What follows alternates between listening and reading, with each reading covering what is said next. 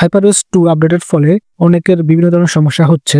তো যারা এখনো HyperOS 2 আপডেট দেন নাই, তারা আপডেট দেওয়ার ক্ষেত্রে আরেকটু চিন্তা ভাবনা করে তারপর আপডেট দিবেন।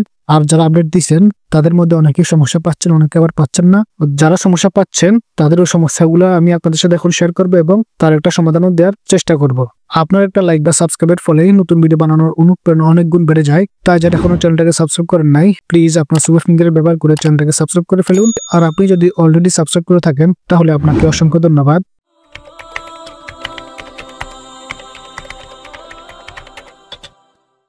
আমি আপনাদের সাথে Redmi 13C এবং Redmi Note 12 এই দুইটা মোবাইলের HyperOS 2 আপডেটের ভিডিও শেয়ার করছি।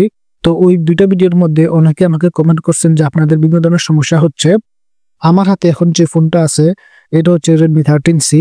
তো এই ফোনটা সেটিংসে আসি, এখান থেকে তো এবাউট ফোনে আসি। তো আপনারা দেখতে পাচ্ছেন যে এই ফোনে Xiaomi HyperOS 2.0.2.0 এটা ইনস্টল করা আছে।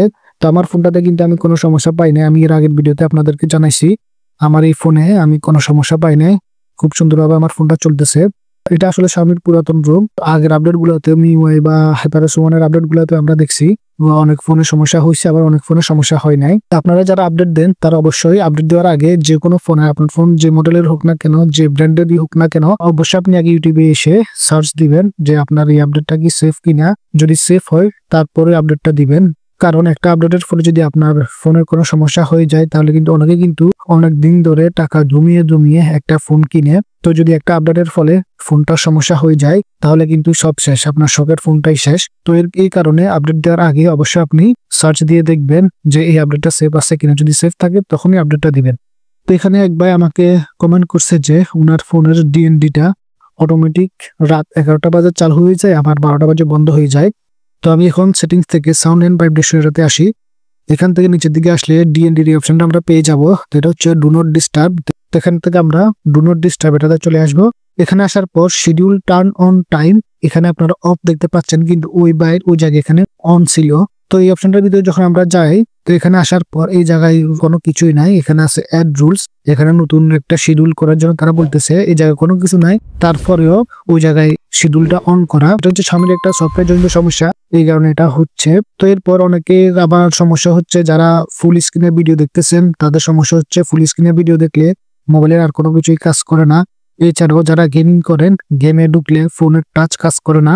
এছাড়া সবকিছুই ঠিকঠাক আছে, কোনো সমস্যা নাই। যখন আপনি শুধু গেমে ঢুকবেন তখনই ফোনের টাচ কাজ করে না। আবার যখন ফুল স্ক্রিনে ভিডিও দেখেন তখনও কিন্তু ফোনে কাজ করে না।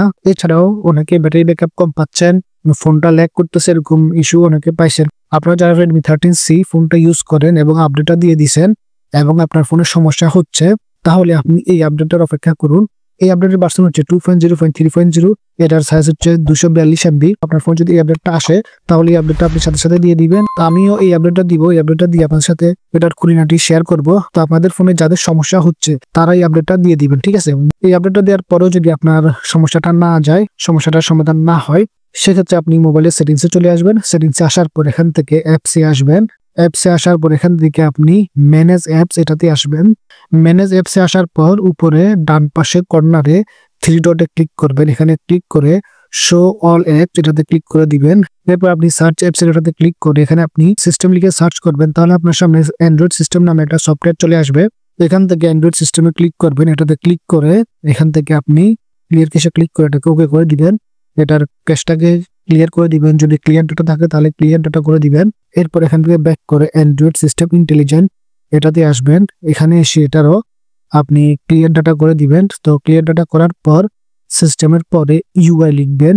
ইউআই লিখলে আপনি এখানে সিস্টেম ইউআই নামে আরেকটা সফটওয়্যার পেয়ে যাবেন। তো আপনি এখান থেকে সিস্টেম ইউআইতে আসবেন।